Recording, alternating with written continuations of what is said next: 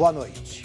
Estamos ao vivo em todo o país pela TV Cultura, pelas emissoras afiliadas, pela Rádio Cultura Brasil, pelo portal UOL e pelo portal da Cultura, no cmais.com.br/jornalismo. Hoje a nossa bancada de entrevistadores é composta por Malu Delgado, repórter da revista Piauí, Fernando Rodrigues, analista de política do portal UOL em Brasília, Daniela Lima, repórter de política do jornal Folha de São Paulo, Guilherme Evelim, editor executivo da revista Época, e Ricardo Galhardo, repórter de política do jornal O Estado de São Paulo. Como de costume, contamos também com os tuiteiros convidados e com os desenhos feitos em tempo real pelo nosso cartunista Paulo Caruso. Governador Flávio Dino, em primeiro lugar, muito obrigado pela aceitação do convite, por ter vindo de São Luís para conversar aqui conosco. Em segundo lugar, parabéns pela vitória de outubro, já no primeiro turno. Eu que agradeço, Augusto, e boa noite a você, boa noite à bancada, boa noite aos telespectadores. Obrigado. Em terceiro lugar, peço permissão para te chamar de você, até pela juventude. Claro. Aí. É uma homenagem à minha juventude. Obrigado. Fico feliz. Governador, você vai receber seguramente o que se pode chamar, esta sim, de herança maldita. O Maranhão, depois de 50 anos de domínio da família Sarney, é um dos estados mais pobres do Brasil e os índices que medem o desenvolvimento são baixíssimos. Como é que você vai fazer para que daqui a 4 anos o eleitorado não sinta saudade que esses fenômenos acontecem, da família responsável por isso? Em primeiro lugar, trabalhando desde o primeiro dia para melhorar a vida das pessoas. O foco principal da mudança política não pode ser a compreensão de que basta mudar os políticos. É preciso mudar o conteúdo das políticas públicas e garantir a universalização de direitos e serviços públicos. Para isso, 2 movimentos são fundamentais. O primeiro deles é governar com honestidade, com probidade, com transparência, garantir a qualidade dos investimentos públicos, da boa aplicação do orçamento estadual, captar novos recursos federais e organismos multilaterais, operações financeiras, operações de crédito, para isso, com isso, alavancar políticas públicas que possam dar conta exatamente desse desafio de efetivamente virar a página do passado sob o ponto de vista do cidadão. E o segundo movimento, claro, é a ativação de novas cadeias produtivas, investimento nas cadeias produtivas existentes, desenvolvimento do mercado no nosso estado, aproveitar os recursos naturais que nós temos, as condições pré-existentes para o desenvolvimento, que são únicas em termos nacionais. Nós temos uma localização geográfica especial, nós estamos a 2 graus da linha do Equador, temos o complexo portuário, que tem tudo para ser o mais competitivo do Brasil, 3 ferrovias, 6 rodovias federais, um regime climático favorável, distinto daquele tradicionalmente do Nordeste. Nós não temos praticamente semiárido na proporção que o Nordeste tem, e nós temos, portanto, a partir das vocações econômicas já instaladas, da agricultura, da pecuária, da pesca, já que nós temos o 2º maior litoral do país, da aquicultura, e usando a logística, alavancar um ciclo de prosperidade para todos. Quer dizer, então, esse é o nosso projeto. Condições existem. Claro. Governador, Malu, o senhor elaborou durante a campanha um documento com 65 propostas, 65 é o número do partido do senhor, o PCdoB, que seriam ações que o senhor pretende implementar no seu governo. E o senhor cita nesse documento primeiras metas, são 4 primeiras metas que o senhor se compromete com essas metas. Redução da mortalidade infantil, redução de crimes, construção de novas habitações e atender uma quantidade muito maior de residências com sistema de abastecimento de água. Quando a gente lê esse programa do senhor com 65 ações, se o senhor realmente conseguir implementar aquilo, o IDH do Maranhão vai ficar próximo de países nórdicos. O senhor não foi pouco realista demais, já que o Estado é um Estado tão castigado, não foi pouco realista demais nessas propostas tão amplas? O senhor não tem um temor de não conseguir alcançar isso? Eu fui extremamente realista, porque eu parti de uma leitura da realidade. E a realidade maranhense aponta a necessidade de nós enfrentarmos esses problemas. É claro que o cumprimento dessas metas depende do conjunto de iniciativas públicas e privadas. Agora, é imperativo para um agente político, é assim que eu acredito que deve se estruturar a ação política, ter a dimensão transformadora. Porque se você coloca o realismo como limite da sua ação política, ou o pragmatismo, na verdade você vai evoluir muito pouco em relação àquilo que é fundamental. Então, nós apontamos quais são as metas, nós vamos persegui-las. Obviamente, há coisas que nós iremos cumprir integralmente, porque dependem exclusivamente do governo do Estado. Me refiro, por exemplo, à temática do fornecimento de água, por exemplo. Nós temos a companhia estadual, vamos aproveitar para saneá-la, buscar outros parceiros, claro, para ela, mas o governo do Estado conduz a política pública. Há outros âmbitos, como, por exemplo, de moradia. O Maranhão tem um déficit de 450 mil moradias. Então, existe um programa federal estruturado, o programa Minha Casa Minha Vida. Vou levar esses números à presidenta Dilma e buscar que exatamente esse programa federal possa ser desenvolvido com mais largueza, mais intensidade no Maranhão. Então, são metas que nós apresentamos para a sociedade, registramos na Justiça Eleitoral, vão ficar no site permanentemente para ser objeto de cobrança e, ao mesmo tempo, representam simbolicamente a celebração de um fazer político que parte de uma leitura da conjuntura, mas que sonha. Nós precisamos resgatar a dignidade do sonho na ação política, uma vez que a ditadura do pragmatismo leva, inclusive, a deformações que nós estamos assistindo agora. Então, eu tenho muito orgulho de sonhar, de fato, com um Maranhão que seja comparável aos países nórdicos. Obviamente, Malu, não faremos isso em 4 anos. Eu não tenho essa pretensão, uma vez que há uma historicidade, há um processo coletivo, histórico, tanto deles quanto nosso. Mas, obviamente, eu quero que os cidadãos do meu estado usufruam das condições de vida que os noruegueses usufruem. Não é porque nós somos uma nação tropical, somos todos morenos e descendentes de índios e negros que nós não podemos almejar o padrão de vida que eles têm. Eu sonho com isso e vamos perseguir isso. Governador. Depois a Daniela. Governador, o senhor é filiado ao Partido Comunista do Brasil. O senhor é o primeiro governador eleito pelo Partido Comunista do Brasil, que é o mais antigo partido brasileiro. Por que demorou tanto para o PCdoB eleger um governador, que se existe há décadas, e o que significa um comunista comandar o estado do Maranhão? Mas eu queria fazer a pergunta bem objetiva antes de dar resposta ao Fernando. Você é comunista? Graças a Deus. Agora, em relação ao meu partido, eu tenho muito orgulho de pertencer ao PCdoB e o nosso partido foi o mais perseguido da história brasileira. E essa é uma das razões. Nosso partido, na verdade, pôde ter uma vida legal plena em poucos períodos. Quando nós tivemos um desempenho eleitoral fantástico na Constituinte de 46, prestes se elegeu senador, fizemos uma grande bancada na Assembleia Constituinte, ajudamos a escrever uma Constituição de perfil liberal e, ao mesmo tempo, antecipando premissas do welfare state, do Estado do Bem-Estar Social, na década de 40, pela presença da bancada comunista. Isso durou apenas 2 anos. E depois houve um longo período de perseguição, clandestinidade, ilegalidade. É claro que isso rompeu essa trajetória de acúmulo de participação na vida institucional que pudesse levar exatamente a êxitos eleitorais mais largos. Mas agora? Nesse período, agora mais recente, há pouco tempo o partido optou por disputar eleições majoritárias. Nosso partido, durante algum tempo, priorizou as eleições parlamentares. Apenas de alguns anos para cá, nós começamos a disputar prefeituras e governo do Estado é o primeiro que nós disputamos, para valer. Então, nós estamos com um índice de êxito de 100%. Disputamos um e vencemos. Mas agora... e pretendemos que isso seja uma referência, claro. Mas, assim, do ponto de vista da ideologia comunista, qual é, nos cânones do comunismo, os que poderão ser aplicados no Maranhão na prática? Por exemplo, expropriação dos bens de produção, enfim, porque isso está no programa do seu partido.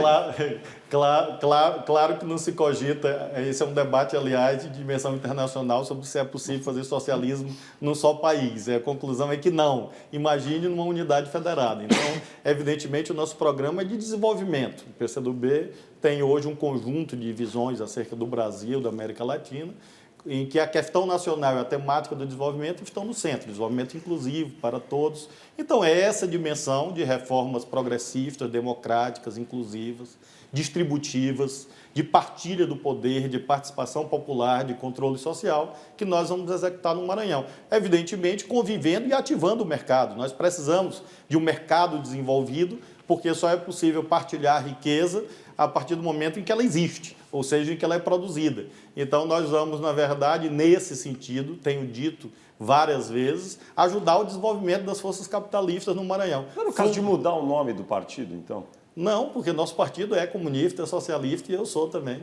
Então, o partido é importante para o Brasil, é importante em termos internacionais, é importante que o nosso país tenha o pluralismo político pleno, que haja liberdade de organização partidária e um partido ideológico e com a história que nós temos, da qual nos orgulhamos, possa existir, ter face legal, participar da vida democrática, apresentar candidatos. Isso é bom para o nosso partido, é bom para a nossa visão ideológica, é bom para qualificar a vida política no Brasil. Como você sabe, as grandes conquistas sociais do mundo, na Europa, no Brasil também, decorreram da presença de um movimento sindical popular forte, com grande presença dos comunistas. Então, nós temos muito orgulho dessa trajetória. Eu ainda vou fazer perguntas sobre... Mas agora... Tu ficou em dúvida sobre o comunismo, graças a Deus. Esse é um debate interessante. É interessante. Governador, deixa eu pegar o gancho ali da pergunta do Fernando, porque o nome do seu partido, sua origem, enfim, ideológica, foi muito explorada durante a campanha no Maranhão, onde boa parte da mídia é vinculada à família do Sarney ou aliados do Sarney no Maranhão. O senhor já teve uma amostra ali do quão beligerante pode ser essa relação, assim como outras instituições do Estado também estão muito ligadas à família Sarney. Eu queria saber o que o senhor espera da sua relação com as emissoras, enfim, toda essa estrutura que está lá trabalhando há muito tempo, ao mesmo tempo, enfim, do que a família Sarney comandou o Estado. Como é que o senhor espera? Bom, Daniela, em primeiro lugar, eu lamento muito que, de fato, a campanha tenha sido marcada por esse tipo de atitude, né? De criminalização de uma corrente política que existe legalmente no Brasil. Na verdade, assim como a sociedade brasileira, em vez em quando, houve ecos do escravismo, houve ecos do fascismo, numa série de questões, entre as quais esta.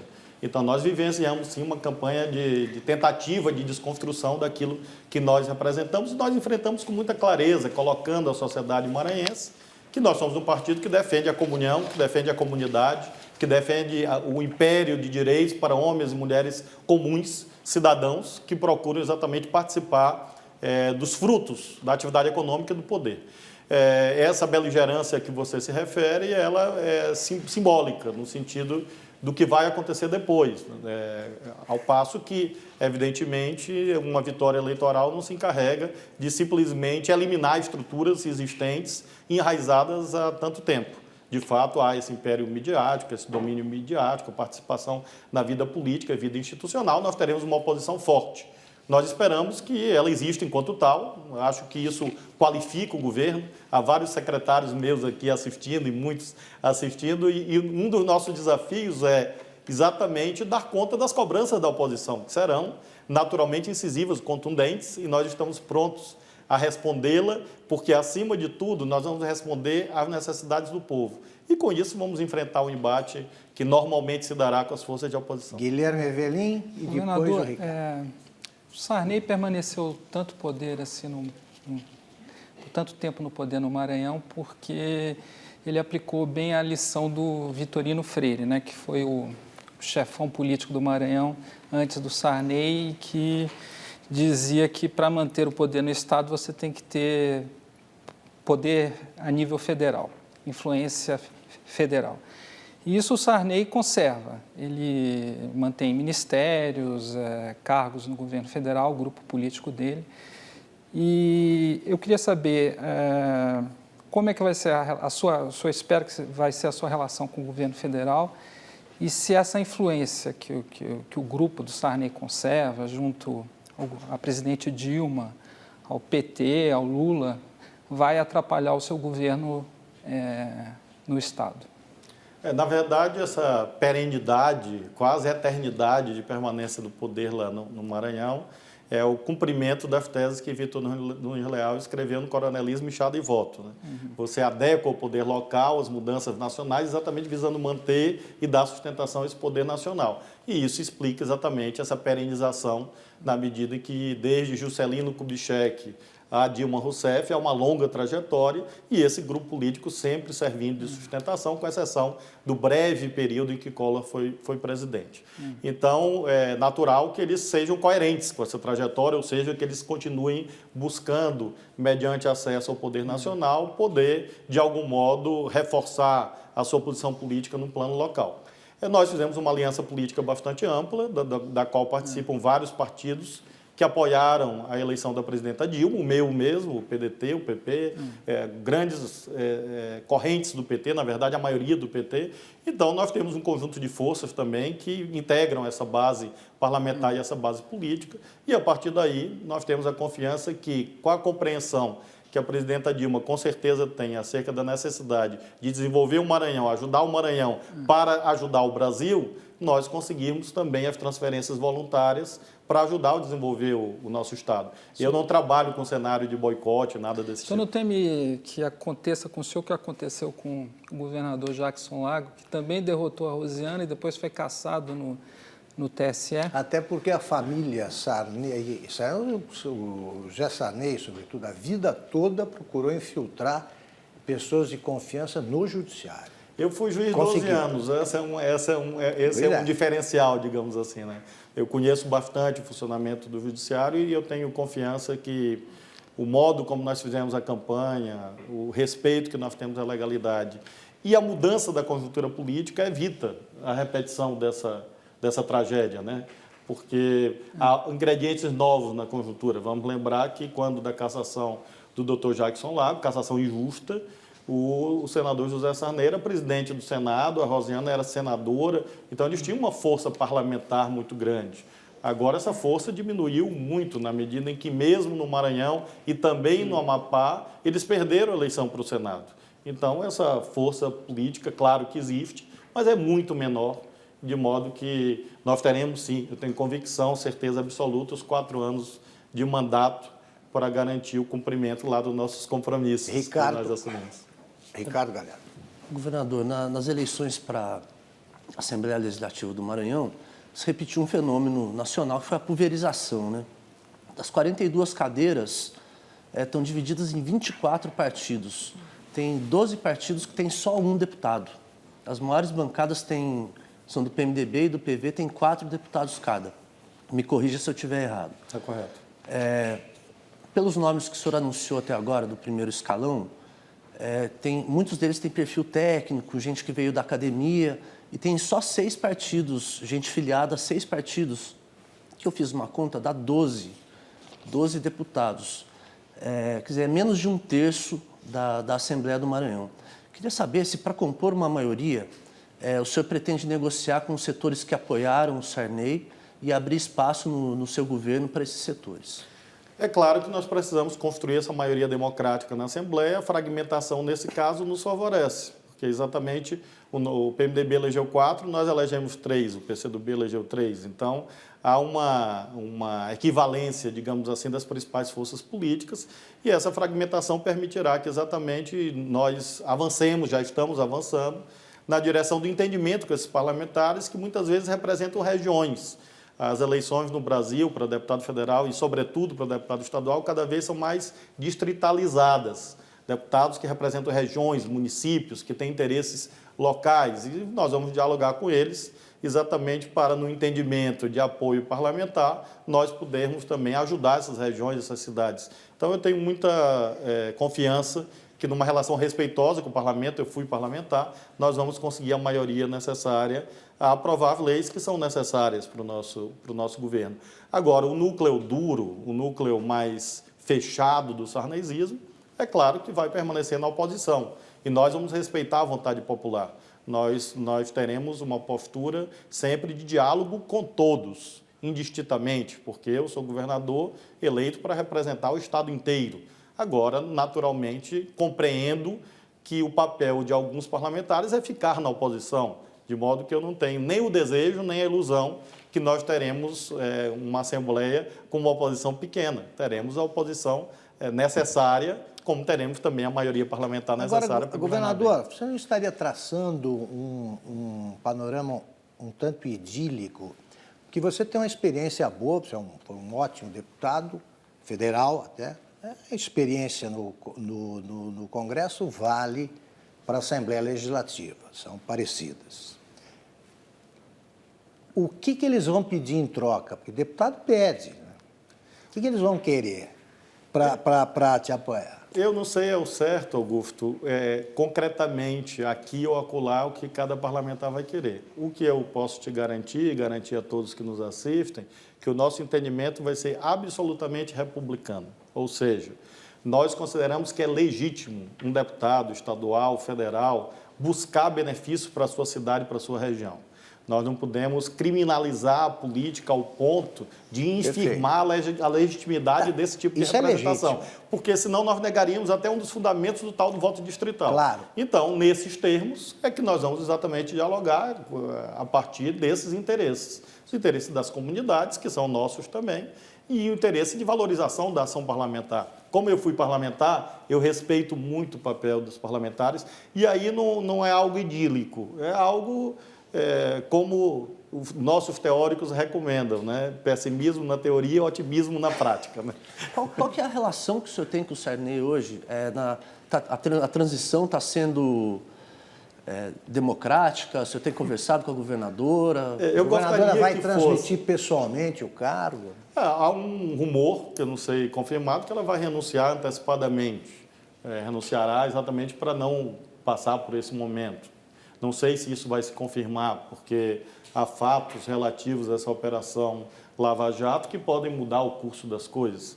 Mas a transição ela está se dando a partir da nossa iniciativa. Eu dirigi a ela uma carta, tentando institucionalizar uma transição. Infelizmente, não foi possível. Os nossos secretários indicados estão procurando os secretários nas secretarias, estão obtendo daqui e da acolá as informações que podem ajudar. E nós estamos fazendo a nossa parte, preparando um diagnóstico com o que nós dispomos, as informações públicas, e vamos anunciar medidas já desde o primeiro dia. Eu antecipei a constituição da equipe, nós temos hoje praticamente 2/3 da nossa equipe definida, para permitir exatamente que os secretários e as secretárias se virem, né? Se virem exatamente nesse período e a gente possa fazer reuniões. Essa semana mesmo eu já vou fazer uma série de reuniões e a nossa parte está sendo muito produtiva, né? Governador, o senhor foi o seu partido foi um fiel servidor do Partido dos Trabalhadores, sempre apoiou o Partido dos Trabalhadores no plano federal, o ex-presidente Lula, agora a presidente Dilma. Como é que o senhor explica o fato de a recíproca não ter sido verdadeira, o PT ter virado as costas para o senhor no Maranhão, pelo menos o PT federal? É claro que essa é uma situação com a qual eu não concordo. Eu realmente fico perplexo quando isso acontece, porque em razão exatamente dessa aliança histórica, em razão do programa do PT, da visão de desenvolvimento, de democracia, isso é totalmente incompatível exatamente com esse sistema Lula e Dilma coronalista e erraram ao oligárquico. apoiar Sarney? Eles fizeram aquilo que eles consideravam correto do ponto de vista deles em razão da aliança com o PMDB. Mas estava errado ou estava certo? Do ponto de vista deles está certo, do meu está errado. Né? Sempre do ponto de vista... Deixa eu só fazer Do uma meu está pergunta. errado, Sempre claro, do mas ponto do de ponto de vista deles... O senhor sentiu, então, um gostinho de vingança, no bom sentido, quando viu o Sarney votando no Aécio no segundo turno? Eu realmente não me espantei, porque o voto do senador Sarney é explicado exatamente pelo sentimento que ele tem de ser um eterno credor do PT. Eu não sei qual a razão que ele tem. E na medida que essa dívida, na ótica dele, não foi paga no Maranhão, nesse momento, porque a presidenta Dilma manteve uma posição de neutralidade, né, o PT coligou lá, mas nós tínhamos comitê com o PT e ela não interveio na eleição. Na medida que ela manteve essa posição de neutralidade, o senador Sarney achou que a dívida eterna que ele acha que ele tem com o PT, desta vez não foi adimplida, não foi honrada. E aí ele votou no Aécio. Por vingança, então. Da parte dele, não há dúvida. Um gesto de vingança íntima e pessoal. Mas o senhor ligou para algum petista e falou, eu avisei, era melhor ter vindo comigo? Não precisa, eles me ligaram. E eu encontrei com muitos no Congresso e eu disse, olha, a situação é essa aí, né? É algo que é muito revelador, na verdade, dessa figura pública, né? A qual não compete a mim julgar, porque seria uma atitude muito pretensiosa da minha parte. Quem julgará é a história, mas acho que a tua pergunta permite que eu sublinhe isso. De fato, isso é muito revelador da visão política que ele tem no sentido de ser um dos donos desse momento da história brasileira e realmente, ao se sentir, entre aspas, traído pela presidenta Dilma, ele acabou votando no senador. Antes que a Malu possa fazer a pergunta, eu tenho de fazer um rápido intervalo. Voltamos já com o governador eleito do Maranhão, Flávio Dino.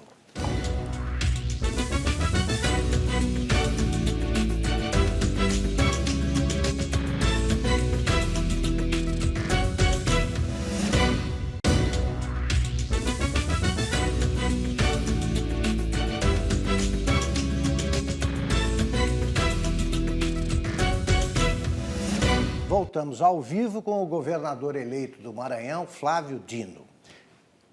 Governador, vamos esclarecer agora aquela do comunista, graças a Deus, né? Objetivamente, o senhor, você lamenta o fim da União Soviética, primeira coisa. Segundo, você não ficou feliz com a queda do Muro de Berlim? São dois temas que dizem respeito a uma circunstância histórica datada e determinada. De fato, essa experiência socialista na União Soviética, na Alemanha Oriental, enfrentou problemas, de modo que o povo optou por outro caminho.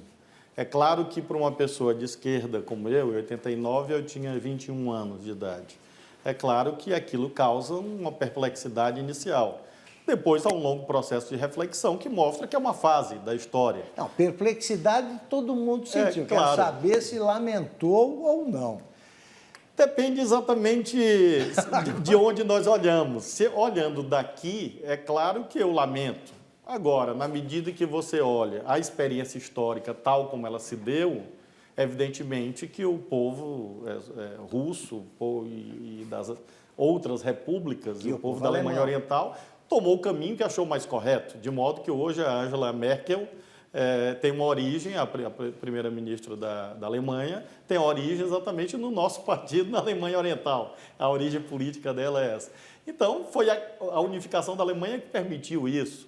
Eu acho, Augusto, que um dos equívocos que o nosso movimento ideológico, em termos internacionais, cometeu ao longo do século XX foi buscar exatamente concretizar modelos. E isso é incabível, porque cada país tem a sua história, a sua trajetória, cada nação tem os seus interesses.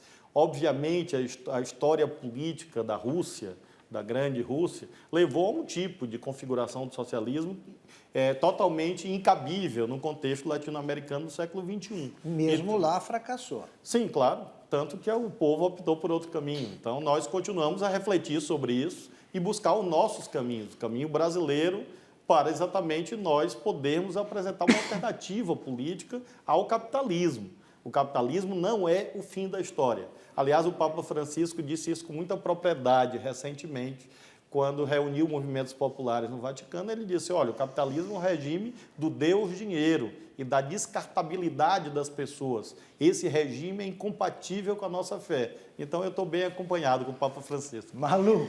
Governador, eu queria sair do tema mundial para questões mais paroquiais. Assim, o que o senhor vai fazer com o presídio de Pedrinhas, que destruiu a popularidade da governadora Rosiana Sarney, e o seu adversário, Lobão Filho, passou a campanha inteira prometendo implodir Pedrinhas. O senhor tem uma posição completamente diferente.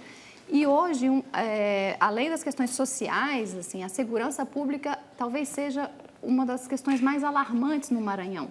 O que o senhor pretende fazer e que tipo de perspectiva o senhor tem a curto prazo?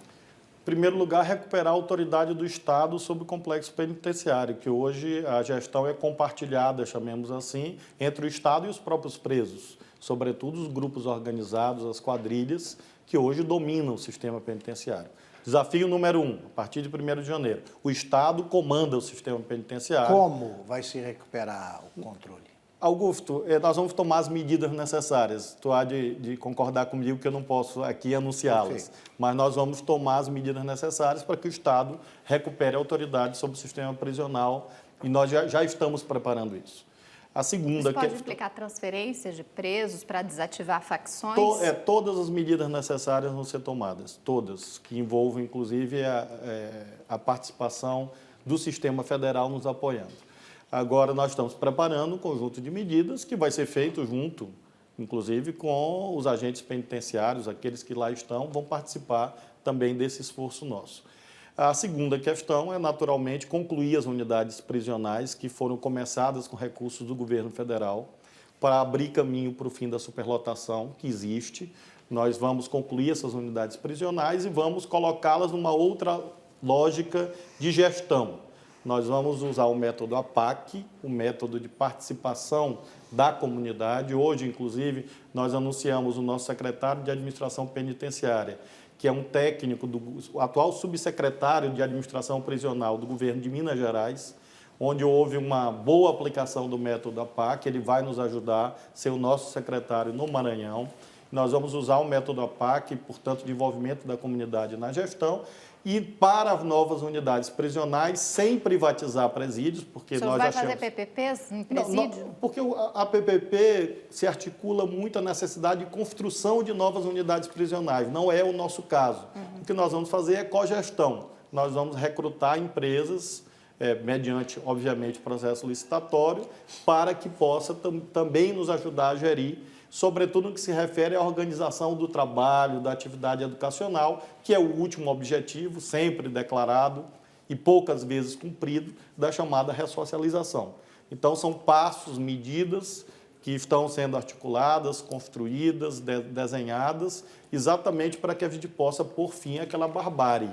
É um dos nossos principais objetivos, pela repercussão que você apontou e pela articulação com a temática do crescimento da violência no nosso Estado. Eu vi hoje, aqui em São Paulo, o anúncio do final de semana muito violento, porque houve 13 homicídios no Estado de São Paulo. Há 2 semanas atrás, houve 25 homicídios na grande ilha. Então, isso mostra que realmente há uma desproporcionalidade, um descontrole, em razão exatamente da articulação entre essas quadrilhas do sistema penitenciário e o tráfico de drogas, que acabou entrando com muita força, a polícia insuficiente, e, portanto, há uma direta articulação entre esse ciclo de violência que hoje ameaça a população do Maranhão e a situação penitenciária, daí porque isso é fundamental. Guilherme Daniel. Governador, a propósito do voto do Sarney no Aécio, eu vou lembrar a história de que o padre Antônio Vieira fez um famoso sermão que dizia que o Maranhão era a terra da mentira. E ele fez esse sermão no Convento das Mercês, que é um bonito edifício que funciona lá no centro de São Luís, onde hoje está sediada a Fundação da Memória Republicana Brasileira, a antiga Fundação José Sarney, que já foi uma fundação privada, hoje é uma fundação ligado ao governo do Maranhão, que já teve associado a alguns escândalos e tal. Minha pergunta é o senhor, o que o senhor pretende fazer com o Convento das Mercês, onde o padre Antônio Vieira fez esse sermão que dizia que o Maranhão é a terra da mentira? Primeiro, quando o padre Antônio Vieira disse isso, ele se referia sobretudo a uma certa elite que lá estava, não era todo o povo do Maranhão. De fato, é um sermão... Ele se referia a gente capaz de confiscar, para usar um verbo suave, um convento. Claro, ele antecipava em larga medida isso, que ele dizia Maranhão, M de mentir, M de moltejar, enfim, ele dizia que até o tempo mente no Maranhão, porque o regime de chuvas, na ótica dele, era pouco europeu, né? Então, realmente, é um sermão que diz respeito, no caso, a uma crítica aguda, porque o padre Antônio Vieira fazia isso, uma crítica muito aguda a uma certa elite que antecipava, em algum sentido, essa situação que você descreveu. O que nós vamos vai fazer com a fundação? O que nós vamos fazer com a fundação, o nome é Fundação da Memória Republicana. Então, nós vamos republicanizar a fundação. Não, então, o que é republicanizar? Republicanizar, nós vamos colocá-la numa lógica científica, acadêmica, contratar consultores à universidade, remontar as atividades que lá funcionam, para que, de fato, ela seja um espaço de reflexão de todo o período republicano brasileiro e não de louvação a um determinado personagem. A sala essa José sala. Sarney vai ser desativada, então. Eu não conheço essa sala, mas se ela Eu existir, vi é essa- claro que vai ser. Governador, antes da Daniela, O que eu nós vi- precisamos fazer é o seguinte, é um Governador. patrimônio público, do povo do Maranhão. O Convento das Mercês E pertence o ao acervo povo do do Maranhão. Sarney? Governador, E o só- acervo do Sarney? Governador, Se o presidente Sarney, o senador Sarney, desejar deixar o acervo dele sob guarda do Estado, o Estado vai guardá-lo. Governador. Agora, vai guardá-lo segundo a nossa lógica e não segundo Governador, os desejos do instituidor do acervo. governador, Essa é vamos a para um diferença. exemplo prático, Mas o então, acervo é dele, pertence a ele. que é o que a Malu estava começando a perguntar. Existe uma sala, eu não acreditava, quando eu vi eu não acreditei pela primeira vez, uma sala em que aparecem como cardeal, papa, ou bispo, santo, figuras como Zé Sarney, o Lobão, o senador Edson Lobão, o Antônio Carlos Magalhães, tá? Parece deboche, eu não sei o que é aquilo. Isso faz parte do acervo Zé Sarney? Eu não sei Que é propriamente esse a a que situação você está se jurídica referindo? desses quadros, eu não sei, mas o que eu posso te garantir é que esses quadros, exatamente por serem destituídos de valor artístico, Tem valor histórico só, né? né, mas não no sentido da história, né? Mas não no sentido da história autêntica, né? Então eles não podem, pensando numa exposição, porque ela ali é um espaço de exposição, enfim, nós vamos fazer exposições sobre a República, inclusive refletindo sobre o período em que o senador Sarney presidiu o Brasil, né? E se ele quiser deixar o acervo, o Estado vai proteger o acervo. Isso é um dever que nós temos em relação a qualquer esfera do patrimônio público. Agora, repito, o Convento das Mercês pertence ao povo do Maranhão e as exposições que lá acontecerão serão programadas segundo parâmetros acadêmicos, científicos e não pelo desejo de louvação de qualquer personalidade. Eu vou dar uma pausa na discussão sobre as obras de arte, enfim, da Fundação, para pegar um gancho que o senhor citou no bloco Eu estava pensando, anterior. inclusive, em doar algum desses quadros para Pro Augusto? Eu gostaria. Eu gostaria. Ele manifestou um interesse, eu senti um Eu brilho no tenho, olhar né? dele. É um interesse quase artístico. No bloco anterior, o senhor citou, falando sobre a disposição da Rosiana em fazer uma transição democrática, o senhor citou implicações da Operação Lava Jato podem levar a um desfecho diferente.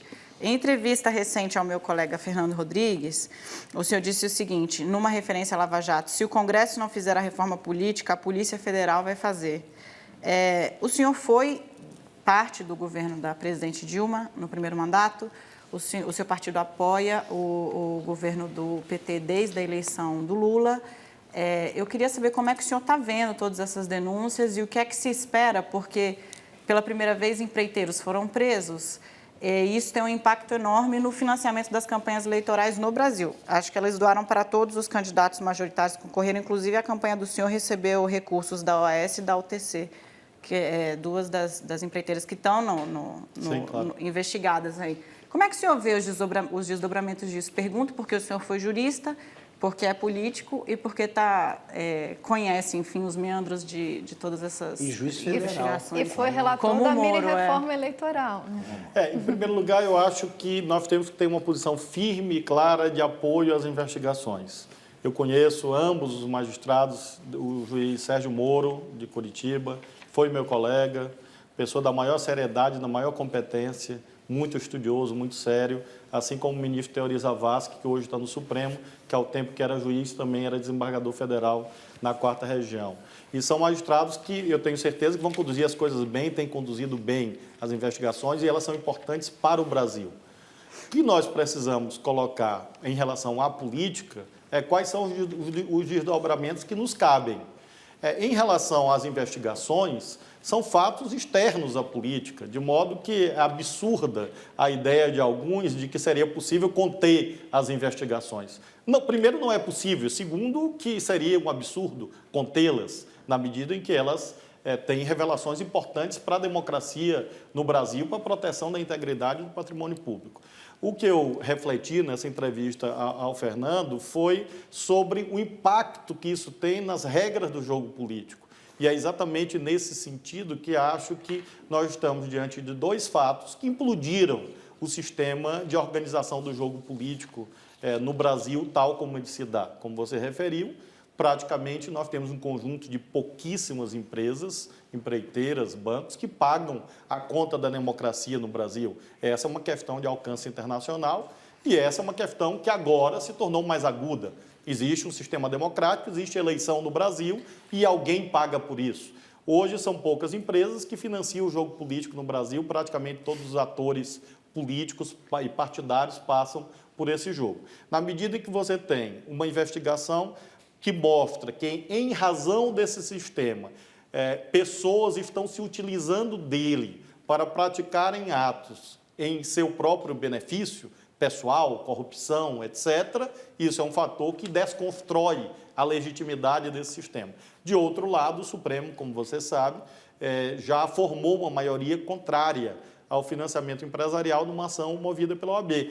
De modo que, é o que eu disse na entrevista, a reforma política se tornou um imperativo absoluto, na medida ao passo em que esse sistema não existe mais. O Congresso vai ter que deliberar. Eu só lamento que vá deliberar no meio de um profundo terremoto, porque nós, de fato, a sorte é que Niemeyer tinha ótimos calculistas e ali aquelas colunas e aquela cúpulas do Congresso Nacional são bem resistentes, mas o certo é que vai sofrer um terremoto só uma ali, rápida pergunta aqui e isso vai fechar. levar à necessidade de uma deliberação numa conjuntura difícil. O senhor está satisfeito com a postura que a presidente Dilma tem tido frente ao escândalo, porque ele começou já durante a campanha, e os dois candidatos da oposição que apoiaram o senhor, a Marina e o Aécio, ambos, cada um ao seu modo, disse que a postura que ela tinha era insuficiente, que ela não demonstrava indignação e que algumas vezes ela fazia parecer que o Estado a Polícia Federal estava agindo a mando dela, quando se sabe que são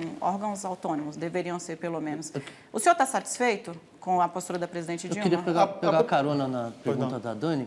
Eu também queria saber qual a posição do senhor sobre o fato de alguns delegados envolvidos na operação terem manifestado em redes sociais preferências políticos eleitorais e a decisão do ministro da Justiça de abrir uma investigação a respeito disso para investigar os delegados. Então vamos lá, por parte. Em primeiro, a presidenta Dilma, já na campanha, agora tem utilizado uma expressão que me agrada muito, não deixar pedra sobre pedra. Reafirmou agora na reunião do G20 e acho que essa atitude do presidente da República, do mandatário dessa dimensão, que não pode interferir na investigação, nem num sentido nem no outro. Tem que, de fato, garantir, como você disse, o funcionamento autônomo das instituições, do Ministério Público, da Polícia. Acho que essa é a atitude indicada. E também, por outro lado, não cabe ao presidente da República dizer o que vai ser investigado.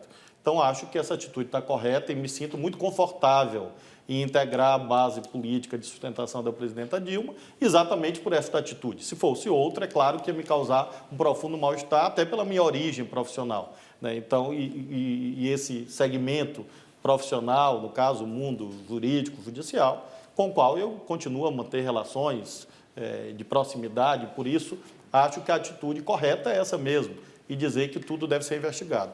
Em relação aos delegados da Polícia Federal, é claro que não há contaminação do resultado da investigação. Há interpretações apressadas e talvez até o desejo de alguns advogados de defesa, legítimo o desejo, de semear, quem sabe, uma tese no futuro de ilegitimidade, de ilicitude da prova em razão desse fato. Não vejo como construir essa tese, porque a investigação é feita a partir de requisições judiciais e do Ministério Público. Agora, como cidadão, um cidadão que tanto eu como você, como o Fernando, como o Augusto, amanhã pode ser alvo de uma investigação, neste caso, dado a dimensão política, me parece que os delegados da Polícia Federal não têm a plenitude do que se convencionou chamar de liberdade de expressão, exatamente porque eles estão conduzindo uma investigação que exige imparcialidade procedimental, porque isso é um fator de legitimidade mesmo aos olhos de quem é investigado. A atitude do ministro Zé Eduardo, portanto, me parece coerente.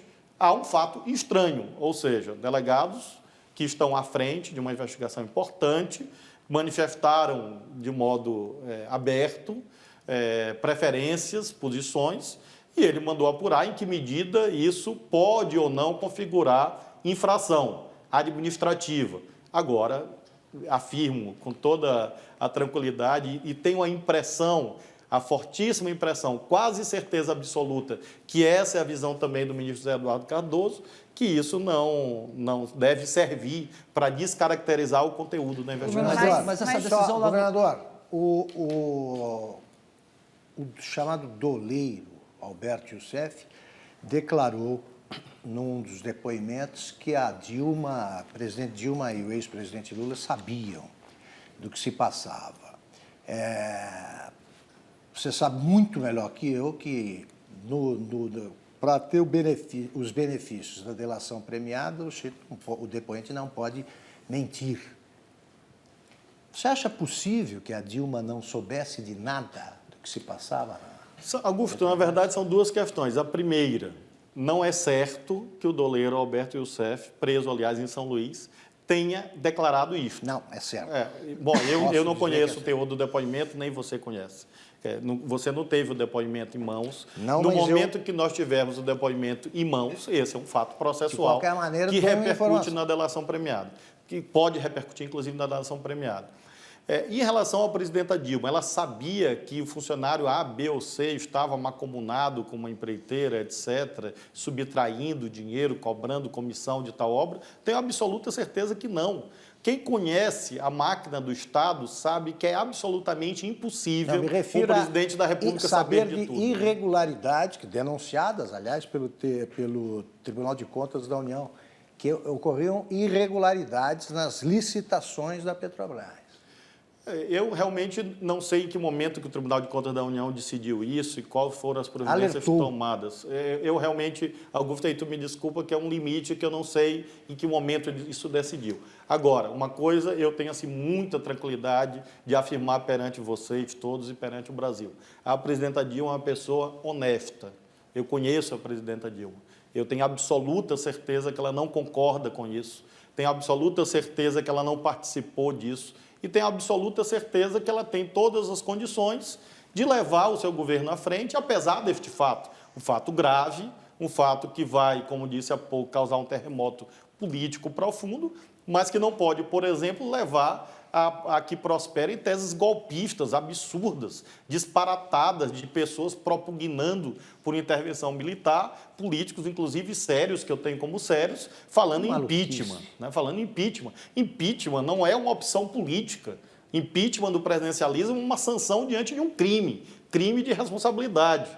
Um ato praticado pelo presidente da República, pessoalmente, não por terceiros. Então, não há assim, nenhuma chance jurídica. Hoje, só se configurar. Configurado. Só se em algum momento apareceu o liame, que até hoje o vínculo entre uma coisa e outra. Porque senão nós conduziríamos a um sistema quase parlamentarista. No parlamentarismo, sim, o mau governo leva à perda da maioria parlamentar e o governo cai. Agora, no presidencialismo, o impeachment é uma exceção, tanto que a Constituição fixa uma maioria de 2/3 para ocorrer, tipifica os crimes de responsabilidade, de modo que é um pouco delirante essas teses que hoje tem em relação a isso. A Daniela queria perguntar, Não, é que o Galhardo, a gente até já avançou no assunto, mas o Galhardo falou sobre se o senhor considerava legítima a postura do ministro de abrir uma investigação, enfim, né? Para apurar a conduta dos delegados, e o senhor citou que pode ser que os advogados estejam lá na frente pensando em usar isso para falar sobre ilegitimidade das provas, mas a própria Polícia Federal já está vacinada, ou pelo menos diz estar vacinada sobre isso, inclusive tem soltado para a imprensa que teme aí uma campanha de desmoralização da Polícia Federal. Eu fico pensando se não há um risco, nesse acirramento, nesse clima de instabilidade que está já transbordou, né? As pessoas, como o senhor acabou de citar, as pessoas estão um pouco irracionais. Esse clima de instabilidade entre governo e polícia, esse acirramento, se isso não pode ser prejudicial, a ponto da própria Polícia Federal estar dizendo que, e o juiz, enfim, temendo uma onda de desmoralização aí da PF e do próprio magistrado, o Moro? Eu acho que debater sobre isso é legítimo, mas realmente não integra o horizonte racional imaginar. Primeiro, que o juiz vai sofrer algum tipo de sanção? Jamais. Eu conheço bem o Tribunal da 4ª Região, sediado em Porto Alegre, o CNJ, tive a honra de ser o seu primeiro secretário-geral. Enfim, todos os órgãos hoje de controle da atividade jurisdicional, não há nenhum tipo de censura ou ameaça à independência judicial, assim como do Ministério Público.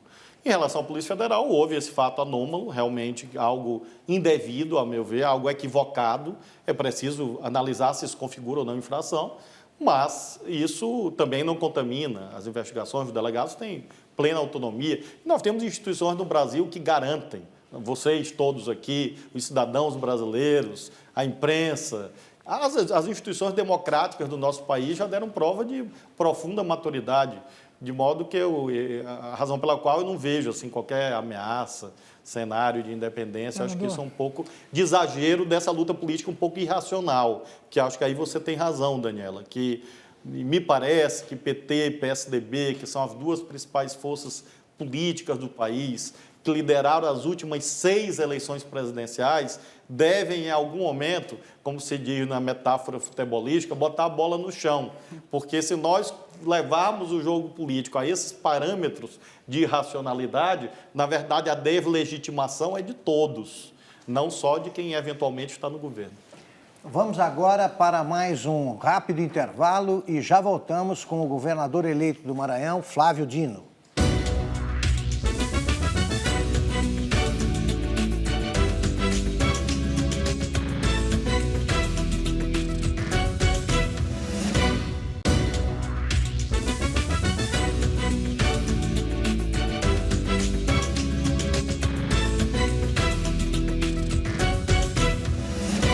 Estamos de volta ao vivo com o governador eleito do Maranhão, Flávio Dino. Antes de passar a bola já rapidinho para o Fernando, eu queria só registrar que eu atropelei uma pergunta da Malu, que nós estávamos falando de salas diferentes. A Malu perguntou sobre uma sala no convento, que é do Sarney, né, Malu? É uma sala específica. E aí eu acabei falando da sala dos cardeais, santos, etc. Fernando Rodrigues e depois o Guilherme Evelim. Logo que o senhor ganhou a eleição, foi inevitável nos meios políticos uma brincadeira, quase uma anedota, dizendo que o Maranhão, que está no estado quase feudal, vai pular direto para o estágio do comunismo sem passar pelo capitalismo. Aí o senhor fala, não, primeiro vai ter que ser feita uma revolução burguesa, porque certos valores precisam ser implantados no Maranhão. Como é que o senhor pretende fazer isso, por exemplo, atrair empresas para investir no seu estado, trazer riqueza e desenvolvimento? Por que uma empresa vai querer ir para o Maranhão, um estado tão pobre, com tão poucos recursos e tão pouca infraestrutura? O nosso papel, em primeiro lugar, é garantir um ambiente institucional favorável a quem investe. Previsibilidade, regras do jogo, respeito aos contratos, separação da esfera pública, da esfera privada, o Estado não protege interesses. Tudo isso é bem distinto do que está lá atualmente, em que apenas empresas que se articulam com pequenos grupos familiares conseguem ter acesso a contratos, a compras governamentais, etc. Então, a primeira questão é exatamente o ambiente institucional que tem exatamente essa noção de organização, de ajudar o desenvolvimento de um livre mercado, que possa os empresários se estruturarem, investirem e serem recompensados com a justa remuneração do seu investimento, de acordo com a sua competência, com a sua capacidade. Por que as empresas maranhenses vão se desenvolver e por que outras empresas podem se instalar? Diz respeito exatamente àquilo que dizia no início. Nós temos potenciais na agricultura, na pecuária, na pesca e na aquicultura, que são os principais. A partir daí, o foco da nossa política industrial, está aqui, inclusive o nosso secretário de Indústria e Comércio, o deputado Simplício Araújo, é exatamente o desenvolvimento da agroindústria. Essa é a prioridade número 1. Depois nós temos algumas vocações industriais já instaladas no Maranhão. Nós temos um complexo de alumínio, nós temos negócios da Vale, a Suzano fez um grande investimento de produção de celulose, temos destilarias, enfim, nós temos a cearia, a guzeria, que se articulam muito em razão do porto. E nós estamos numa localização muito especial, porque nós podemos ser o grande hub portuário desse segmento norte-nordeste do país, pelas pré-condições naturais, pela posição geográfica próxima ao Canal do Panamá, e nós vamos ter uma referência muito direta no chamado Mapitoba, Maranhão, Piauí, Tocantins, Bahia. Então, essa região de desenvolvimento que hoje pulsa a partir, sobretudo, da agricultura, da pecuária, vai ser a nossa referência de articulação do porto, das ferrovias, da logística, exatamente visando consolidar o Maranhão como um grande hub portuário da região. E depois do Brasil, nós acreditamos que isso é possível. Claro que em médio prazo, o Lord Keynes dizia que a médio prazo todos estaremos mortos, porém nós precisamos, como uma atividade governamental, olhar o imediato, e mais ou menos são esses os desafios, e projetar adiante.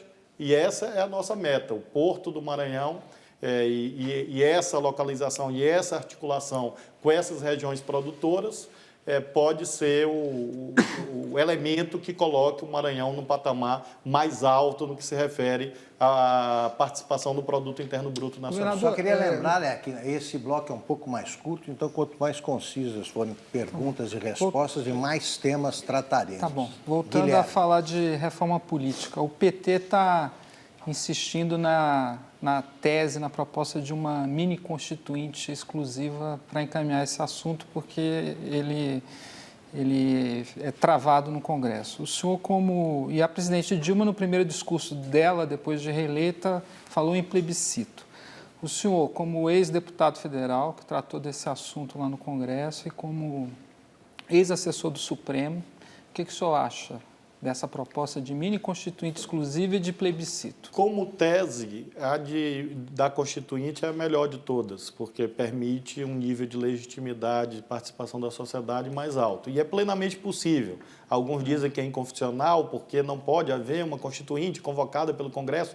Se esse argumento fosse verdadeiro, a Constituição de 88 seria inconstitucional, o que é um evidente absurdo, porque foi uma emenda à Constituição de 67 que viabilizou a convocação do Congresso Constituinte de 87 e 88. Foi uma mudança de regime, praticamente.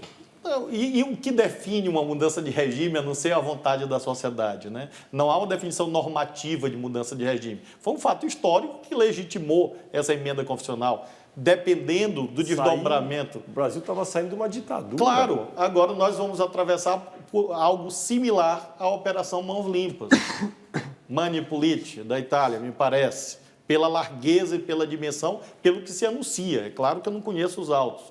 Talvez este seja um fato extraordinário que a sociedade entenda que esse sistema político demanda uma alteração mais profunda. Então, como tese, me parece a melhor. Vai acontecer? É muito difícil antever isso, porque depende aí de fatos imprevisíveis, depende de como a sociedade vai ver os desdobramentos dessa Operação Lava Jato, a repercussão da decisão do Supremo sobre financiamento empresarial.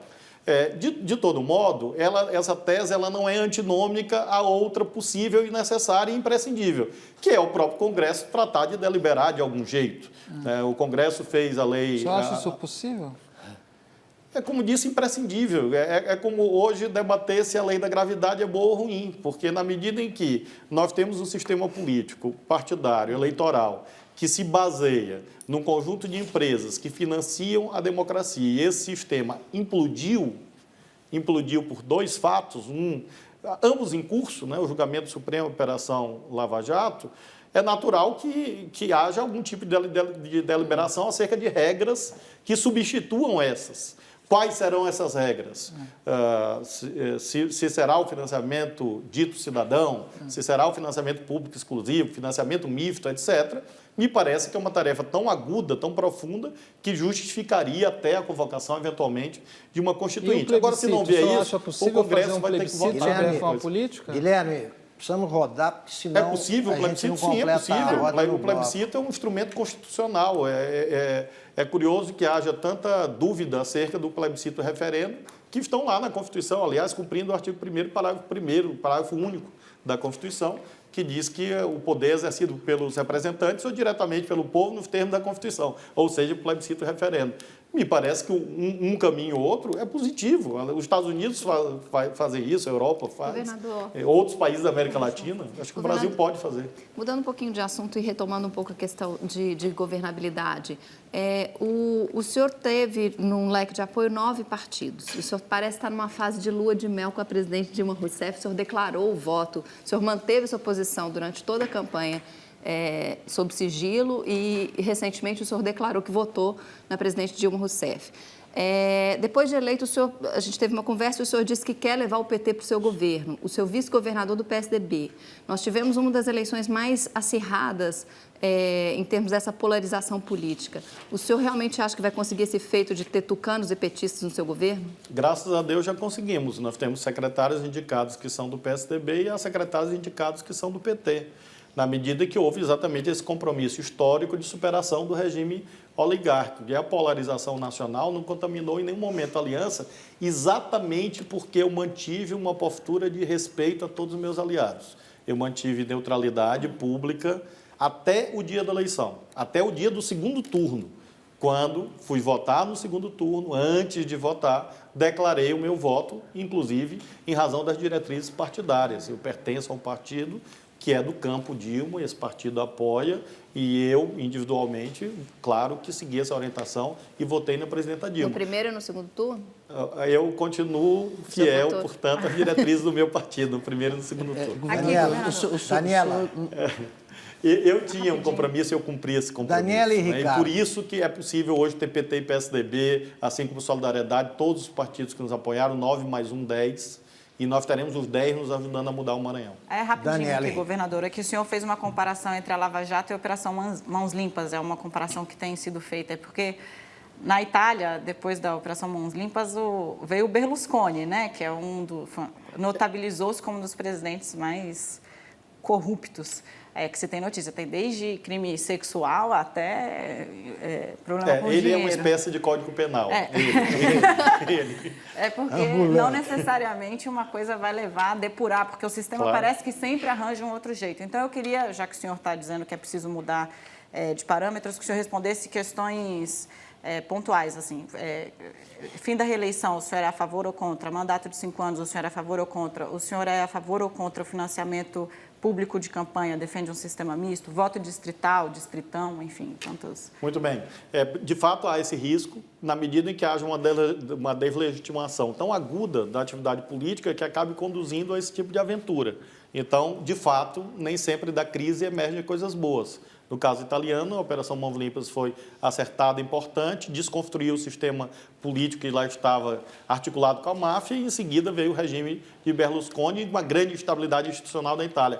Acho que isso, Daniela... Muito longevo, né? Eu acho que esse é um alerta para todos nós, não só para os políticos. É um alerta para os jornalistas, alerta para os cidadãos, nós não confundirmos a crítica ao procedimento de A, B ou C com a criminalização integral da política. Porque isso, inclusive, afasta pessoas, afasta talentos, afasta pessoas que têm sentimento cívico, autêntico, verdadeiro, que se tudo vira corrupção, tudo vira o mundo do mal, a encarnação do demônio na Terra, se todo político for visto como tal, é claro que nós estamos abrindo espaço até, eventualmente, para esse tipo de cenário. Mas se continua as questões pontuais. Agora, mas se há impunidade, os próprios políticos, né, se não promovem a punição, concordo com você. Eles desmoralizam a política. Concordo com você e acho que isso se refere aos políticos, se refere também ao judiciário, porque é preciso que o judiciário haja com mais velocidade também, porque também a morosidade é um fator de impunidade, no sentido material da palavra, e acho que esse é um desafio para todo mundo. E é muito bom que nós possamos atravessar essa quadra histórica, apesar dos sentimentos negativos que às vezes despertem. Só para não deixar a Daniela sem resposta, Augusto. Fim da reeleição, sim, um mandato mais longo, acho que esse é o caminho. 5, 6, enfim, um mandato mais longo, sem reeleição, acho que é o melhor para o Brasil. Acho que o sistema proporcional é o que melhor abriga as diferenças e, sem dúvida nenhuma, um sistema misto de financiamento com um peso maior do financiamento público e a participação dos cidadãos e a proibição de financiamento empresarial. Nós devemos tentar esse sistema. Me parece o melhor nesse E momento. cláusula de Parecido com barreira. Teremos E cláusula agora, de barreira. Guilherme, desculpe, agora teremos um rápido intervalo e voltamos já já com o último bloco da entrevista com o governador eleito do Maranhão, Flávio Dino.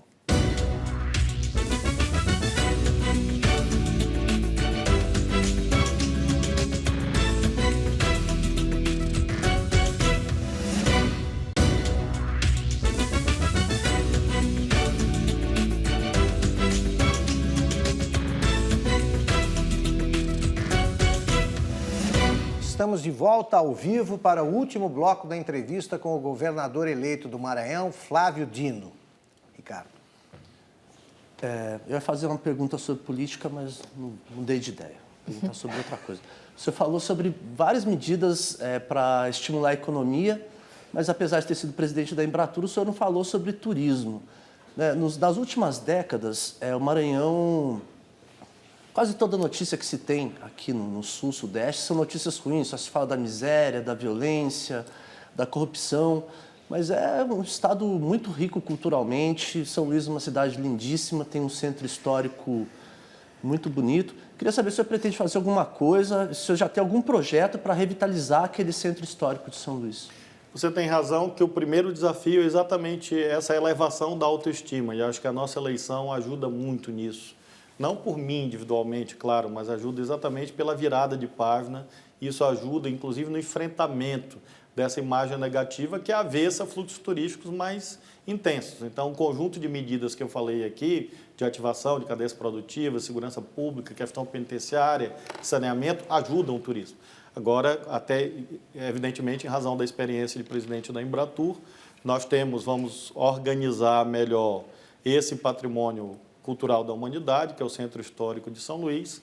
Nós temos alguns outros produtos turísticos, mas em homenagem à brevidade, vou me referir apenas aos Lençóis Maranhenses, que integrado à chamada Rota das Emoções, abrangendo o Piauí, indo até Jericoacoara, no Ceará, eu tenho certeza que muito em breve vai ser o produto turístico da moda no Brasil, até porque o Wellington, governador do Piauí, e também o governador do Ceará, tenho certeza que serão parceiros nessa visão de que o turismo pode ajudar essas regiões, sobretudo pelo fato de ser uma atividade intensiva no emprego de mão de obra e dar um retorno muito rápido, né? Porque, diferente de uma indústria, que você precisa de alguns anos de maturação, de retorno tributário e de geração de empregos, o turismo faz isso com muita velocidade. Guilherme.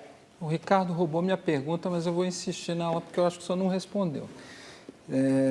São Luís, a cidade de São Luís, é um bom retrato da tragédia urbanística no Brasil, porque ela tem esse centro histórico, que é uma pequena joia, mas que hoje se encontra degradada, e a população mais rica, mais abastada da cidade, mora hoje numa região que afloram os espigões de 30 andares, mas é uma região, é uma sub-Miami, eu diria, sem personalidade, completamente descaracterizada. Eu insisto, o que o senhor vai fazer para mudar esse quadro? Nós temos lá em execução, Guilherme, o PAC das cidades históricas, e que abrange grande parte desses temas que você aponta, investimentos previstos na área tombada pela Unesco e também investimento ampliado para outras áreas da cidade. Nós vamos desenvolver o PAC das cidades históricas, vamos colocar dinheiro do governo do Estado, claro, além do dinheiro federal, exatamente visando a requalificação desse sítio histórico. Nós temos essa visão, vamos fazer. Em relação à questão urbanística, de um modo geral, como você mesmo aponta, isso é um problema brasileiro, né? Essa perda da centralidade das regiões centrais ocorre também em São Paulo, como você bem sabe, também em todas as grandes cidades brasileiras. Talvez esse seja o grande equívoco a partir do surgimento da indústria automobilística no Brasil nos anos 50, foi exatamente o esvaziamento das regiões centrais e os problemas de mobilidade cá estão nessa quadra histórica, muito articulados ao esvaziamento dos centros, à perda do planejamento urbanístico, A ideia é que o automóvel era o caminho de realização da cidadania e nós estamos agora enxergando as consequências disto. Nós temos, portanto, dimensões nacionais e nós vamos fazer a parte que nos compete, a qualificação do centro histórico e usar o centro ampliado para programas habitacionais, que esse é o outro desafio. Eu nasci no centro de São Luís, andei de bicicleta, joguei futebol e empinei papagaio, que aqui se chama de pipa, no centro de São Luís. Então, isso tudo desapareceu. Então, há muitos imóveis fechados. Esse é um caminho de uma política habitacional ali para recuperar o centro que você conhece. Agora vamos tentar completar a roda, então. Como a gente já está no último bloco, eu queria, e o senhor, várias vezes a gente destacou aqui a carreira do senhor na magistratura, o senhor próprio falou, foram 12 anos, é isso? 12 anos. A gente tem visto nos últimos dias diversas menções a um juiz do Rio de Janeiro que foi parado numa blitz, estava sem carteira, com o carro sem placa e multou, a agente de trânsito foi multá-lo, ele deu voz de prisão quando ela disse que juiz não era Deus. Voz de prisão não, perdão. Levou ela para a delegacia, exatamente. Ela entrou na justiça recorrendo, foi condenada a pagar uma multa para o juiz de R$5.000. Ela recorreu para os desembargadores e a multa foi confirmada. Ela diz agora que vai até as últimas instâncias. O senhor, enfim, porque o senhor falou várias vezes que a magistratura também precisa ser reformada. Como é que o senhor vê esse caso específico e que tipo de mensagem o judiciário passa para as pessoas quando quando impõe uma pena a uma agente de trânsito que estava fazendo o trabalho dela e ganha menos do que os R$5.000 que o juiz está pedindo? É claro que isso é um evidente absurdo, né? Eu espero que as instâncias superiores, e tenho certeza, pelo que eu conheço da magistratura brasileira, vão corrigir esse equívoco, porque é claro que se o juiz estava cometendo uma ilegalidade, o agente de trânsito tem não só o poder, como o dever. É que ele se sentiu ofendido porque ela disse que o juiz não era Deus. Esse é o meu... Porque, infelizmente, é uma minoria, mas há juízes que abrem a janela da sua casa de manhã, olham para o céu e dizem, bom dia, colega. Então, isso acontece. Fernando. Mas é uma minoria, faço questão de apontar, porque a maioria dos juízes brasileiros eu conheço profundamente e tenho certeza que há um grande constrangimento em relação a essa situação. Fernando e Malu.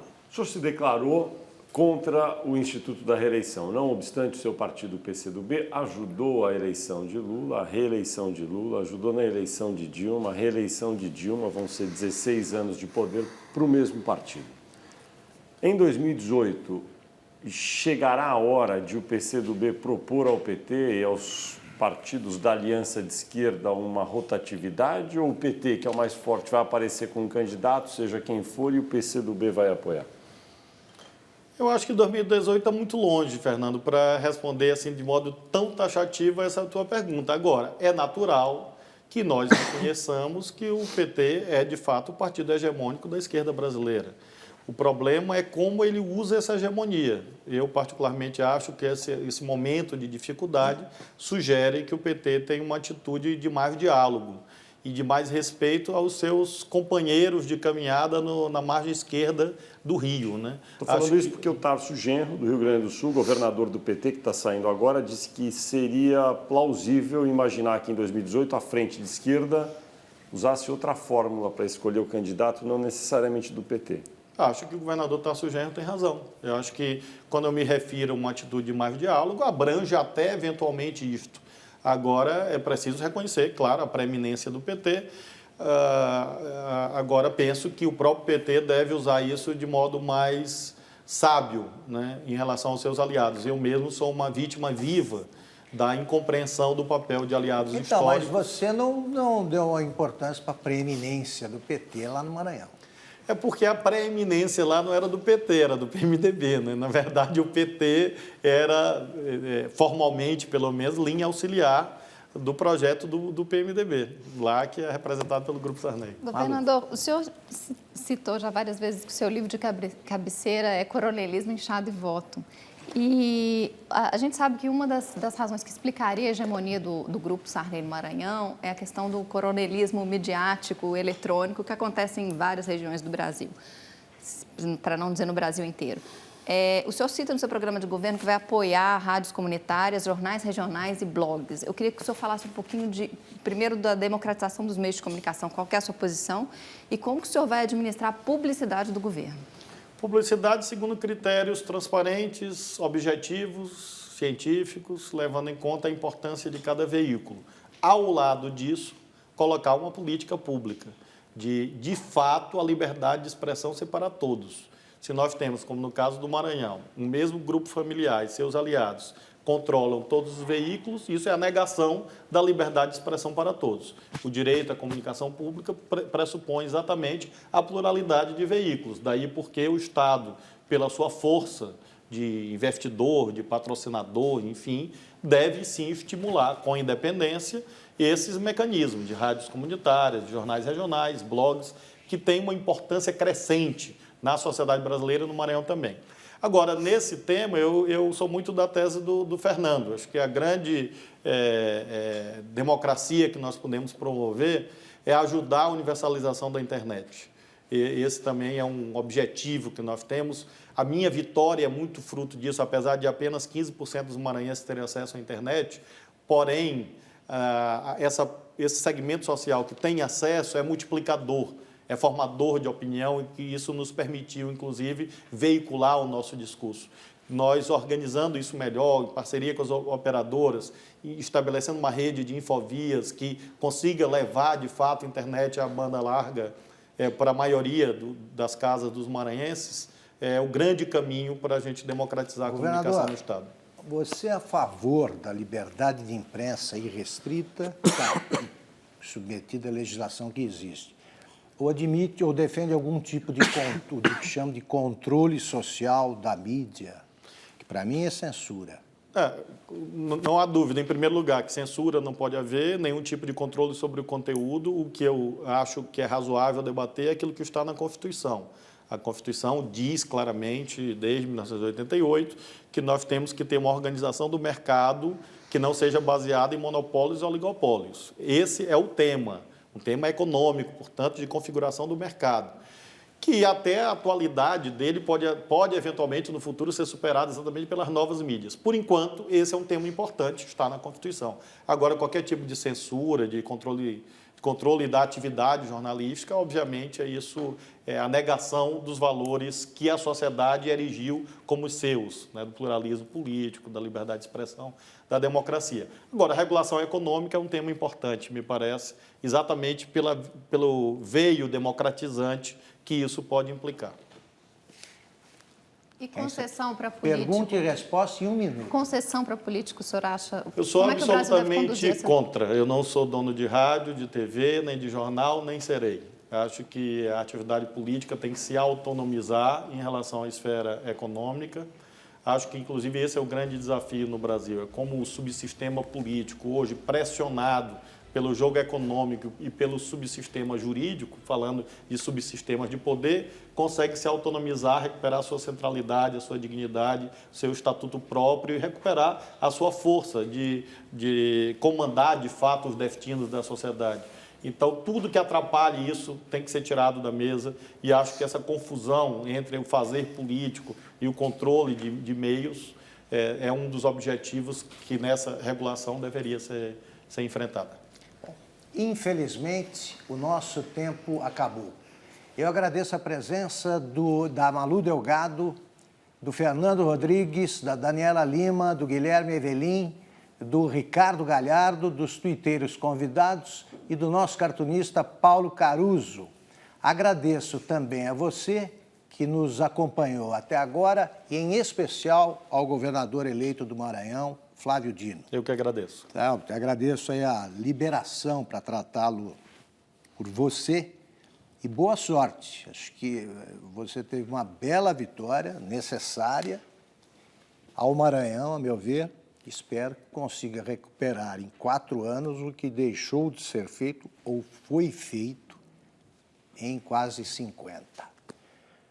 Boa noite, boa semana a todos e até a próxima segunda-feira.